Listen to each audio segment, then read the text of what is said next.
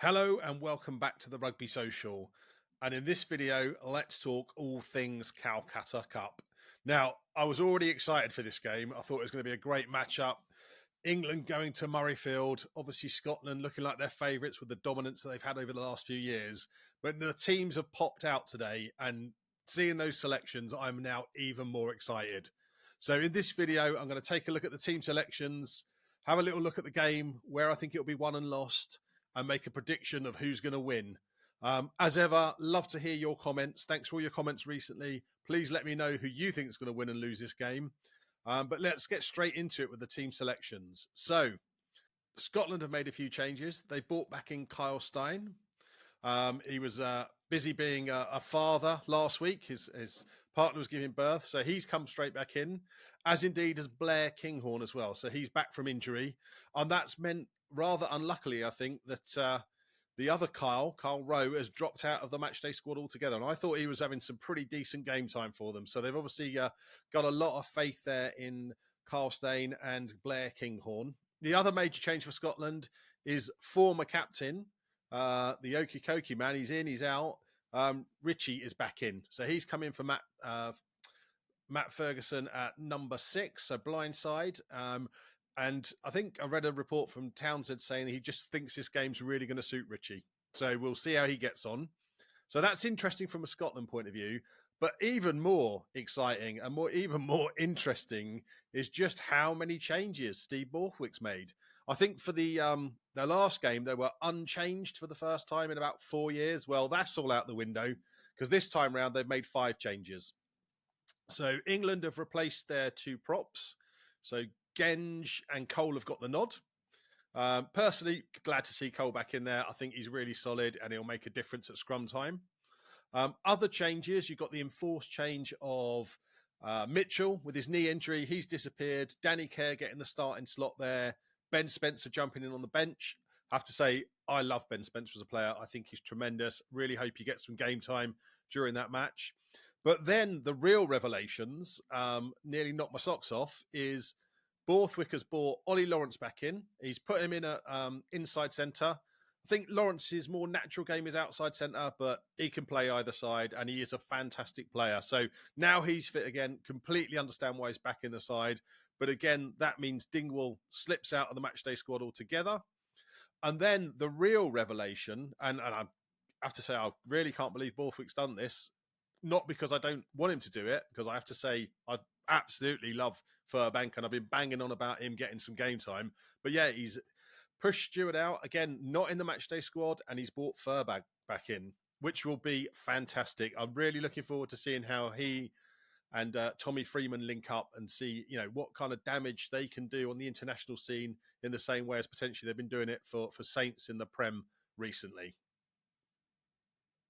Now, there's loads of amazing matchups in this game. I think the one that I'm most looking forward to seeing amongst the backs is going to be that reintroduction of Ollie Lawrence playing at inside centre, going up against Tua Laputu. And he didn't have a great game against France, and I think he was kind of singled out a little bit, perhaps a little bit unfairly, as making a few mistakes that let France back into that game. So it'll be a real clash of how those two go against each other.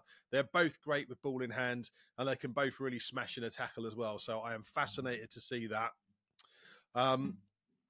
So let's have a little think. Where will this game be won and lost? And I'd be fascinated to hear your views on this, where you think the game will be won and lost. And while you're there, please do like and subscribe. I love talking about rugby. I hope you do too. So yeah, any support you can give me there, really, really appreciate it. But yeah, in terms of where will this game be won and lost? Now, I think the first place it will be won or lost is in the scrum. Now, neither Scotland or England have been particularly brilliant in the scrum in the Six Nations so far. They're both down towards the bottom of I think they're in 5th and 6th place in the rankings for the tournament so far in terms of scrum percentage wins. So it'll be fascinating to see if either side can get any ascendancy there. And I think that reintroduction of Cole coming in on the tight head is really acknowledgement maybe by Borthwick that England do need to get on top of that scrum. I don't think he'll want a Murrayfield crowd baying for penalties at scrums. If England start to go backwards like they have done in a couple of matches recently, that's going to be a real worry. So I think the scrum's going to be absolutely critical. I think the other area that will also be critical is the sort of kicking battle. Now, obviously, that was a bit of a tedious kicking battle between Scotland and France in the second half last week. 2 weeks ago. But this time round, I think England have popped Furbank in there because of his ability to counter-attack. I mean, Scotland, I think it's something like they've had about 82 kicks in play, where England's probably low 60s. So I think, Borthwick and the coaching team there have really seen an opportunity to exploit that counter-attack and get the ball moving and get the ball moving through hands and like rapidly attacking Scotland. But we shall see. I mean, Scotland's kicking in play has been pretty masterful, I think, over the last few weeks. They've done a great job. Both Finn Russell and scrum half have done great jobs, kind of just pinpoint accuracy with their kicks. So that will be fascinating. And then I think the final element that will really decide this game or not is, can England get on top of Scotland's offloading game?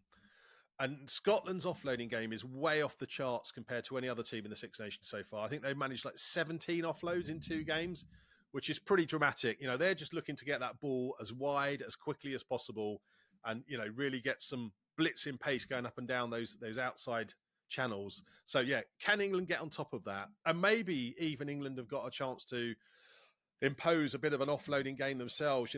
With Ollie Lawrence ball in hand, he can free himself up and look to get a few offloads away. So fascinating it will be. But those are the areas where I think the game's going to be won and lost. But again, let me know what you think. And then when it comes down to the forecast for the game, now, I have to say, for me, this is one of the trickiest games to call out of the whole tournament. And as I said right at the beginning, I was already really excited for this game prior to knowing what the team selection was. And I'm even more excited for it now. I cannot wait till Saturday.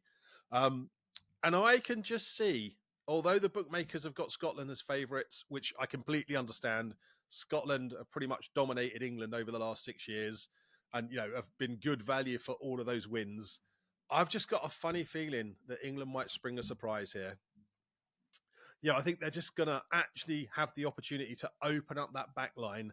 And I think we could see England get a sneaky win away here. Not by much. I don't think it's going to be a massively high-scoring game, so I don't think we're going to be seeing any try bonus points for either side. But I'm seeing England going away with the victory here. Scotland probably with a losing bonus point. So that is my prediction. I have been wrong in the past. Hopefully I won't be wrong this time. But yeah, cannot wait for this game. And again, thanks for watching this. Really appreciate it. Please do leave a comment. Let me know who you think is going to win. And while you're there, please like and subscribe. It's appreciated if you do. And look forward to seeing you on the next one.